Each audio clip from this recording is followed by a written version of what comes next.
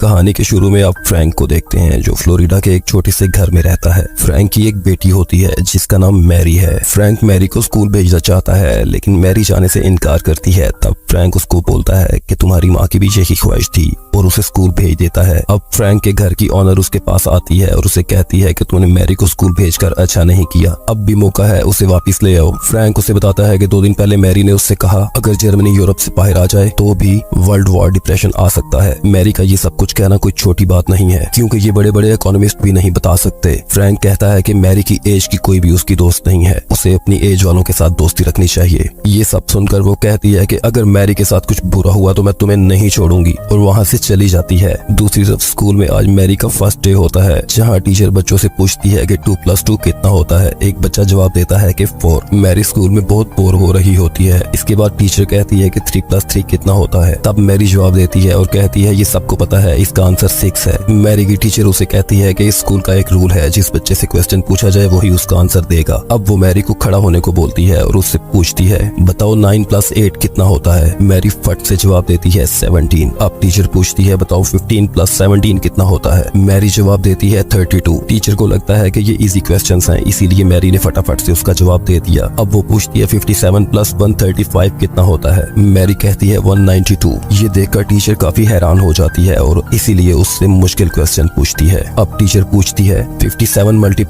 135 कितना होता है। मैरी थोड़ा सा रुक के जवाब देती है 7695। अब मैरी की टीचर कैलकुलेटर पे इसका जवाब देखती है तो मैरी का जवाब बिल्कुल ठीक होता है। ये देखकर मैरी की टीचर बहुत हैरान होती है। तभी स्कूल की प्रिंसिपल सब बच्चों से मिलने के लिए क्लासरूम में आती है। तब मैरी प्रिंसिपल से बोलती है कि क्या कोई फ्रैंक को बुला सकता है, मैं इस जहन्नुम में मजीद नहीं रह सकती। कुछ देर बाद फ्रैंक मैरी को जब स्कूल से ले जा रहा होता है तब इसकी टीचर स्कूल की दूसरी टीचर को बता रही होती है कि मैंने मैरी के फादर को अक्सर बार में देखा है। अब मैरी की टीचर फ्रैंक के पास आती है और उन्हें बताती है कि आपकी बेटी गॉड गिफ्टेड है और बताती है कि आज मैंने इससे बहुत टफ क्वेश्चंस पूछे लेकिन इसने बहुत आसानी से उन सब के आंसर्स दे दिए। फ्रैंक कहता है ऐसा कुछ भी नहीं है और मैरी को लेकर वहाँ से चला जाता है। अब फ्रैंक मैरी को लेकर एक बीच पे जाता है जहाँ वो मैरी से कहता है कि मैं तुमसे नाराज हूँ, तुमने अपनी टीचर के साथ बदतमीजी क्यों की। मैरी सॉरी बोलती है और आगे से बदतमीजी ना करने का वादा करती है। दूसरी तरफ हम मैरी की टीचर मिस स्टीवनसन को देखते हैं। कंप्यूटर पे उस मेथड को पढ़ रही होती है जो फ्रैंक ने उसे बताया था, ट्रैक्टनबर्ग मेथड, पर उसे इस मेथड के बारे में कुछ भी समझ नहीं आता। नेक्स्ट डे स्कूल में टेस्ट होता है और मैरी ये टेस्ट चंद ही मिनटों में सॉल्व कर देती है। अब मिस स्टीवनसन मैरी को एक टफ क्वेश्चन पेपर देती है, इसे भी मैरी चंद ही मिनटों में सॉल्व कर देती है। ये देखकर टीचर जान जाती है कि मैरी का दिमाग आम बच्चों जैसा नहीं है और वो बहुत ही ज्यादा जीनियस है। अब मिस स्टीवनसन मैरी के फादर के बारे में इंटरनेट पे सर्च करती है। वो सर्च करती है फ्रैंक एडलर मैथमेटिशियन। उसे इस नाम का कोई भी रिजल्ट शो नहीं होता। वहाँ उसकी नजर एक और नाम पर पड़ती है, डिएन एडलर मैथमेटिशियन। वो इस नाम के पेज को ओपन करती है जहाँ लिखा होता है कि ये एक जीनियस थी, इसने खुदकुशी कर ली थी। इसकी एक बेटी भी थी जो इसके भाई के पास थी और इसके भाई का नाम फ्रैंक था। ये जानकर हमें पता चलता है कि मैरी फ्रैंक की बेटी नहीं बल्कि उसकी बहन की बेटी है।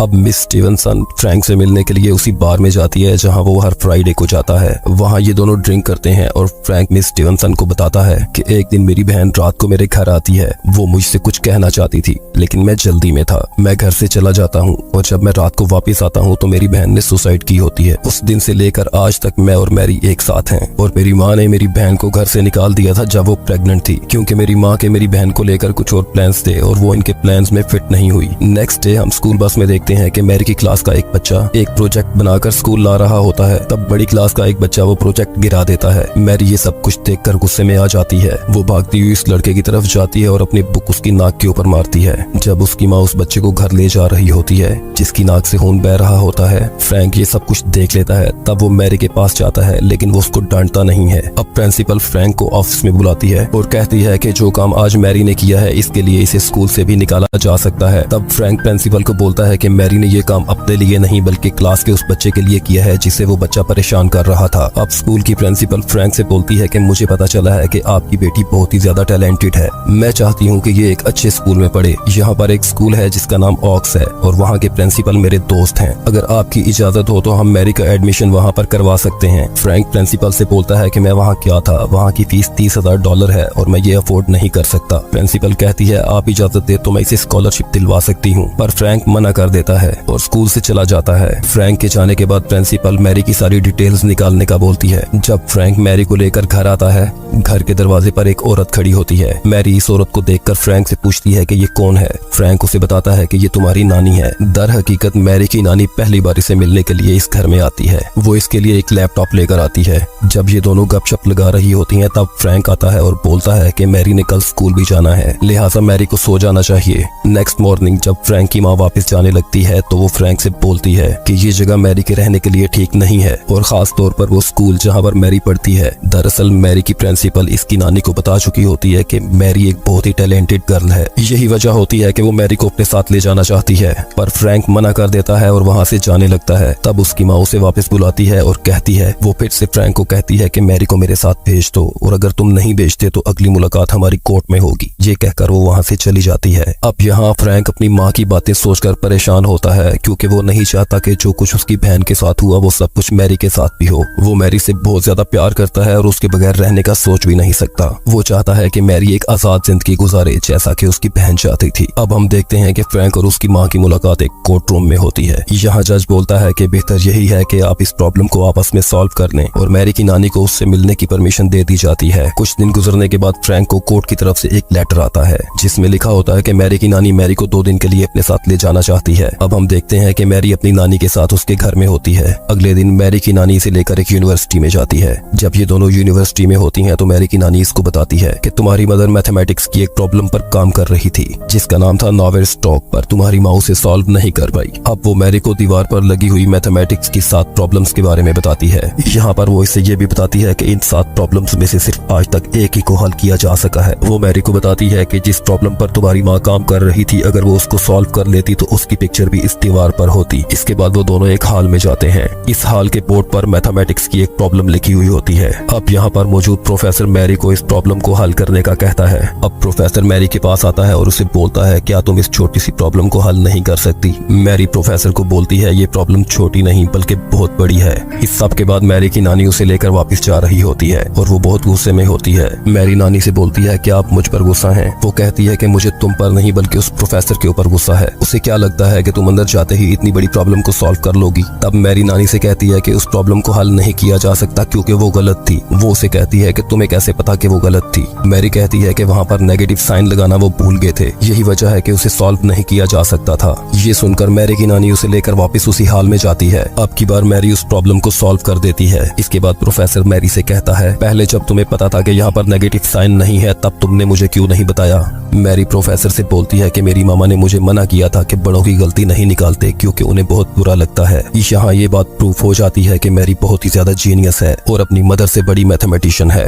दूसरी तरफ हम देखते हैं कि ये सब लोग फिर से कोर्ट रूम में मौजूद होते हैं, जहां हमें मैरी की नानी से पता चलता है कि मैरी की माँ ना ही कभी पिकनिक पर गई और ना ही उसके कोई दोस्त थे। उसकी लाइफ में सिर्फ एक ही चीज इम्पोर्टेंट थी और वो थी मैथमेटिक्स। मैरी की नानी का ये मानना था कि मैरी की माँ लाखों में से एक है और जो वो कर सकती है वो कोई नहीं कर सकता। अब फ्रैंक का वकील उनसे पूछता है कि अगर आपकी बेटी जिंदगी में सिर्फ मैथमेटिक्स करना चाहती थी तो वो अपने पड़ोसी लड़के के साथ भागे क्यों थी जिससे वो प्यार करती थी? मैरी की नानी वकील को जवाब देती है कि तब मेरी बेटी की उम्र सिर्फ 17 साल थी, तब उसे सही और गलत की पहचान नहीं थी, यही वजह थी कि उसने ऐसा कदम उठाया। यहाँ पर फ्रैंक पे भी बहुत इल्जाम लगाए जाते हैं कि वो मैरी की परवरिश अच्छे से नहीं कर सकता और ना ही वो मैरी को अच्छे स्कूल में पढ़ा सकता है। यहाँ पर फ्रैंक से पूछा जाता है कि मैरी को जो ऑक्स स्कूल की स्कॉलरशिप मिल रही थी तुमने उसको क्यों ठुकराया? फ्रैंक कहता है कि मेरी बहन की ख्वाहिश थी कि उसकी बेटी एक सादा जिंदगी गुजारे, वो एक आम स्कूल में पढ़े, वो आम बच्चों के साथ खेले और उनसे फ्रेंडशिप करे। क्योंकि ये सब कुछ उसे नहीं मिला था इसलिए वो अपनी बेटी को देना चाहती थी। कोर्ट रूम में मैरी का फादर भी मौजूद होता है।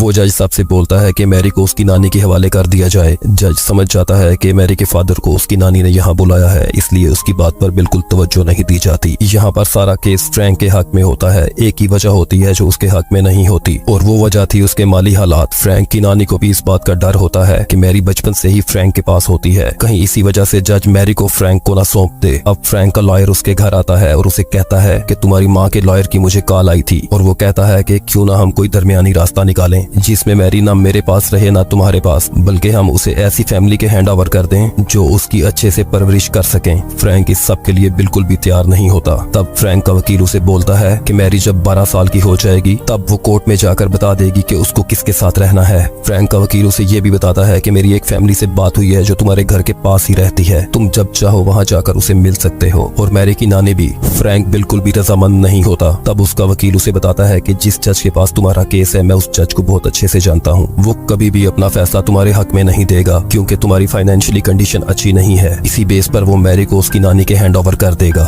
अब फ्रैंक उस फैमिली से मिलने जाता है जिनसे उसके वकील की बात हुई होती है। फ्रैंक को ये फैमिली पसंद आती है। फ्रैंक इनसे कहता है कि मैरी अपनी बिल्ली से बहुत प्यार करती है, क्या वो उसे भी अपने साथ ला सकती है। वो फैमिली मान जाती है। अब फ्रैंक मैरी को उस फैमिली के पास छोड़ने के लिए जाता है। मैरी फ्रैंक को कहती है कि तुमने मुझसे प्रॉमिस किया था कि तुम कभी भी मुझे खुद से अलग नहीं करोगे। फ्रैंक मैरी को समझाता है पर मैरी कुछ भी समझने के लिए तैयार नहीं होती। वो बहुत चलाती है, बहुत रोती है कि मुझे अपने साथ ले जाओ, पर फ्रैंक मैरी को वहाँ छोड़कर वहाँ से चला जाता है। फ्रैंक कभी भी ऐसा नहीं करना चाहता था पर वो मजबूर होता है। अब फ्रैंक मैरी से मिलने उसी घर में जाता है पर जिस फैमिली के साथ मैरी रहती है, और बोलता है मैरी तुमसे नहीं मिलना चाहती क्योंकि वो तुमसे नाराज है। और फ्रैंक को बोलता है कि तुम्हें भी अंडरस्टैंड करना चाहिए और थोड़ी स्पेस देनी चाहिए। ये सुनकर फ्रैंक वापस आ जाता है। अब हम मैरी की टीचर को देखते हैं जिसकी नजर एक बिल्ली के एड पर पड़ती है और ये बिल्ली किसी और की नहीं बल्कि मैरी की होती है। टीचर ये बात जानती है। यही वजह होती है कि वो इस बिल्ली की पिक्चर लेकर फ्रैंक को भेज देती है। ये जानकर फ्रैंक उस जगह जाता है जहाँ पर वो बिल्ली होती है और वहाँ वो उनसे पूछता है कि ये बिल्ली यहाँ पर कौन छोड़ के गया है। वहाँ पर मौजूद लड़की फ्रैंक को बताती है कि यहाँ पर एक लेडी आई थी जो कह रही थी कि उसे बिल्लियों से एलर्जी है, वो इसे यहाँ पर छोड़ के गई है। अब फ्रैंक समझ जाता है कि वो औरत कोई और नहीं बल्कि मैरी की नानी है क्योंकि फ्रैंक की माँ को बिल्लियों से एलर्जी होती है। वो अपनी माँ की मकारी को समझ जाता है। अब वो वहाँ जाता है जहाँ पे उसने मैरी को छोड़ा था। जब वो इस घर के अंदर आता है तो देखता है कि वहाँ पर उसकी नानी, मैरी और मैथमेटिक्स का एक टीचर होता है।